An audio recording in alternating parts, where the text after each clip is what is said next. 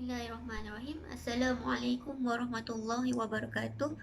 Nama saya Syafiqah Farain Meti Samsi, nombor matrik 052211. Tokoh sejarawan yang saya pilih merupakan seorang setiausaha Parsi dan juga seorang sejarawan dan juga seorang pengarang, yang mana tokoh sejarawan tersebut merupakan Abu Fadlu Muhammad Ibnu Husain Baihaqi, atau lebih juga dikenali sebagai Abu Fadlu Baihaqi. Baihaqi ini merupakan seorang yang sangat berbudaya, bahkan karya agungnya iaitu Tarikh Al-Baihaqi merupakan sumber maklumat yang paling dipercayai mengenai zaman pemerintahan semasa Ghaznawi. Gaya penulisannya juga ditulis dalam sastera Parsi yang amat indah dan menjadi model untuk beberapa zaman sehinggalah sekarang. Baihaqi dipuji bukan sahaja oleh para sarjana ketika itu, bahkan sarjana moden ketika ini mengenai kejujuran, ketepatan dan juga gaya elegannya dalam bukunya Tarikh Al-Baihaqi. Yang mana dia telah meluangkan 22 tahun untuk menulis dan juga menyelesaikan Tarikh Al-Baihaqi ini dalam 30 jilid, yang mana hanya terdapat 5 jilid dan separuh daripada yang ke-6 yang masih ada sehingga sekarang. Julius Scott Massamy, iaitu merupakan sejarawan barat, meletakkan Baihaqi juga sebagai antara sejarawan zaman emas Islam. Untuk mengenali dengan lebih lanjut mengenai sejarawan hebat ini, mari kita lihat kepada latar belakang kehidupannya. Baihaqi dilahirkan pada tahun 995 Masihi dan tempat kelahiran beliau berada di desa Haritabat di Baihaq yang terletak di wilayah Khorasan. Pada masa mudanya, Baihaqi belajar di pusat budaya Nishapur dan kemudian pada tahun 1020 Masihi, beliau bergabung dan bekerja di istana Sultan Mahmud Ghaznawi yang terkenal bersama dengan setiausaha Mahmud, di mana dia Baihaqi bekerja sebagai pembantu dan juga murid di bawah ketua setiausaha Abu Nas Mushkan selama 19 tahun. Setelah kematian Mushkan, Mas'ud I melantik Baihaqi sebagai menteri kepada Abu Sahlu Zawzani yang menggantikan Mushkan sebagai ketua setiausaha kerajaan. Ketika Mushkan masih hidup, dia mendesak Sultan agar Baihaqi menjadi penggantinya. Bahkan bukan Mushkan sahaja yang ingin Baihaqi menjadi ketua setiausaha kerajaan. Bahkan Wazir Parsi iaitu Ahmad Shirazi juga memuji Baihaqi ketika kedatangan Sultan. Namun disebabkan usia Baihaqi yang masih muda, menyebabkan dia tidak layak untuk menjadi ketua setiausaha kerajaan ketika itu. Apabila Zawzani mengambil alih sebagai ketua setiausaha, perjalanan Zawzani tidak begitu percaya dalam pengurusan pejabat setiausaha ini seperti pendahulunya, dan kerana metodnya iaitu caranya dalam menguruskan pejabat setiausaha ini sama sekali tidak sama.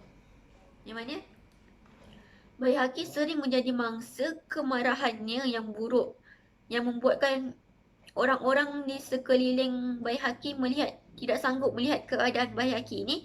Lalu mereka mengirim surat rahsia kepada Sultan untuk meminta Baihaqi melepaskan jawatan dia. Walau bagaimanapun, Baihaqi tetap ingin berkhidmat dalam jawatannya itu, sambil memerintahkan wazirnya untuk memberitahukan kepada Zawzani untuk berkelakuan baik terhadap Baihaqi di pejabat. Apabila pemerintah mereka iaitu Mas'ud I wafat, tenteranya ditinggalkan setelah kekalahan yang dahsyat terhadap orang-orang Turki Saljuk.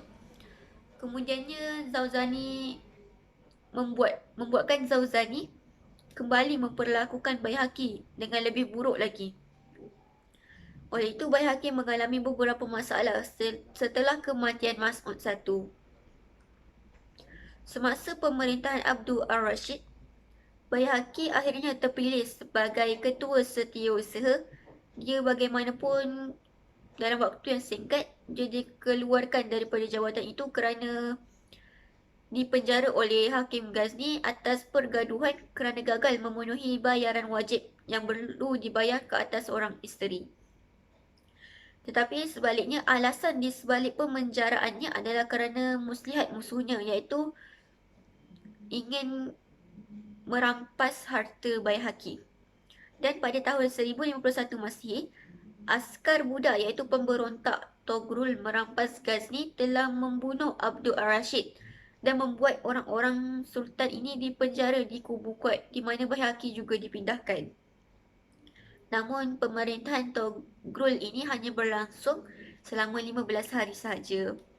Dia dikalahkan dan dibunuh oleh orang setia Ghaznavid yang meletakkan Farrukhzad di takhta. Baihaqi kemudiannya dibebaskan dari penjara. Dan di saat itulah, menurut Ibnu Funduk, penulisan Tarikh Al-Baihaqi bermula apabila Baihaqi bertugas sebagai setiausaha di bawah Farrukhzad.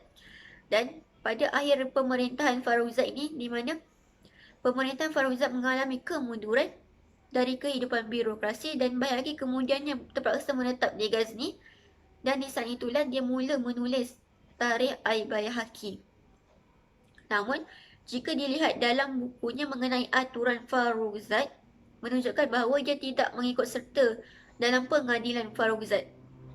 Yang mana menunjukkan jelasnya Baihaqi sibuk menulis sejarah Ghaznavid ketika itu.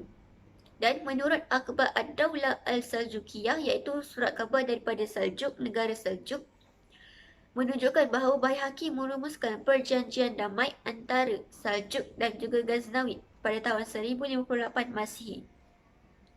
Oleh itu, dia mungkin dipanggil kembali bekerja setelah penghinaan dan pemenjaraannya selama pemerintahan Abdul Ar-Rashid. Bagaimanapun, maklumat Tarikh Al-Baihaqi ini jelas menunjukkan bahawa Baihaqi menghabiskan masa tuanya sehingga masa kematiannya pada tahun 1077 dengan mengabdikan diri sepenuhnya untuk menulis penulisan buku Tarikh Al-Baihaqi ini. Dan akhirnya beliau dikebumikan di tempat kelahiran beliau, iaitu di Haritabat. Sekian daripada saya mengenai tokoh sejarawan Abu Fadlu Baihaqi. Sekian, terima kasih.